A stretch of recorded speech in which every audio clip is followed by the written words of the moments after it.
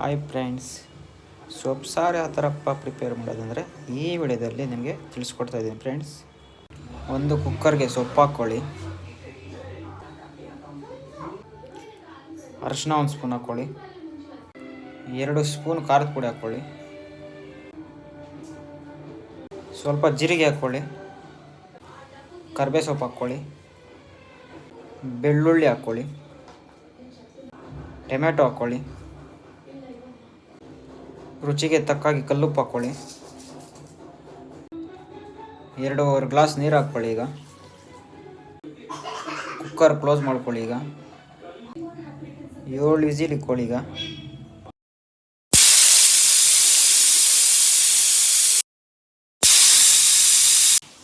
7 whistle complete ಆಯಿತು, of ಮಾಡ್ಕೊಳ್ಳಿ. ನೀರೆಲ್ಲ ಬಗ್ಸ್ಕೊಳ್ಳಿ. ಈ ಥರ ನೀರೆಲ್ಲ ಬಗ್ಸ್ಕೊಂಡಿದ್ದೀನಿ. ಚೆನ್ನಾಗಿ ಗ್ರೈಂಡ್ ಮಾಡ್ಕೊಳ್ಳಿ. ಇವಾಗ ಈ ಥರ ನುಣ್ಣಕ್ಕೆ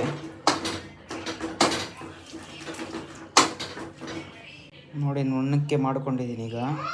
ಈಗ ನೀರು ಹಾಕ್ಕೊಳ್ಳಿ. ಈಗ ನೋಡಿ, ನೀರು ಹಾಕ್ಕೊಂಡಿದ್ದೀನಿ. ಈಗ ಒಗ್ಗರಣೆ ಹಾಕ್ಕೊಳ್ಳಿ.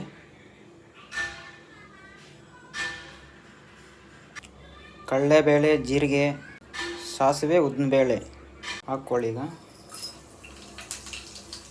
ಕರಿಬೇವು ಸೊಪ್ಪು ಹಾಕ್ಕೊಳ್ಳಿ. ಈಗ ಈರುಳ್ಳಿ ಹಾಕ್ಕೊಳ್ಳಿ.